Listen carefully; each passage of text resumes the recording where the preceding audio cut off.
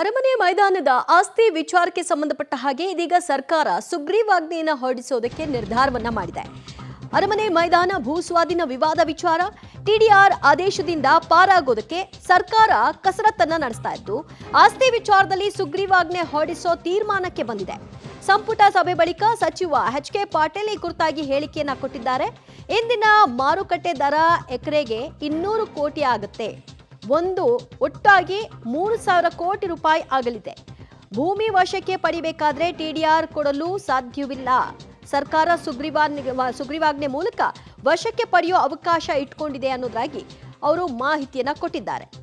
ಒಟ್ಟಾರೆಯಾಗಿ ಅರಮನೆ ಮೈದಾನದ ಭೂಸ್ವಾಧೀನ ವಿಚಾರಕ್ಕೆ ಸಂಬಂಧಪಟ್ಟ ಹಾಗೆ ಸರ್ಕಾರ ಒಂದು ಹೆಜ್ಜೆ ಮುಂದಕ್ಕೆ ಹೋಗಿ ಸುಗ್ರೀವಾಜ್ಞೆ ಮೂಲಕ ಆಸ್ತಿಯನ್ನ ತನ್ನ ವಶಕ್ಕೆ ಪಡ್ಕೊಳ್ಳೋದಕ್ಕೆ ಮುಂದಾಗಿದೆ. ಟಿಡಿಆರ್ ಆದೇಶದಿಂದ ಪಾರಾಗೋದಕ್ಕೆ ಇದೀಗ ಸರ್ಕಾರ ಈ ರೀತಿಯ ಕಸರತ್ತನ್ನ ನಡೆಸ್ತಾ ಇದೆ.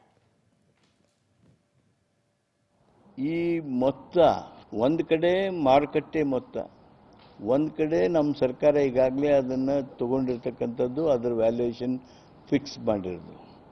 When the development works are going on with these litigations, the state of Karnataka ರಾಜ್ಯ, ಕರ್ನಾಟಕ ಸರ್ಕಾರ ಸುಮಾರು 3,014 ಕೋಟಿ ರೂಪಾಯಿ ನಮಗೆ ಬೇಕಾಗಿರ್ತಕ್ಕಂಥ 15 ಎಕರೆ 36 ಗುಂಟೆ ಭೂಮಿಗೆ ನಾವು ಕೊಡಬೇಕಾಗಿ ಬರ್ತದೆ. ಇದು ಅತ್ಯಂತ ಅವ್ಯವಹಾರಿಕನೂ ಹೌದು,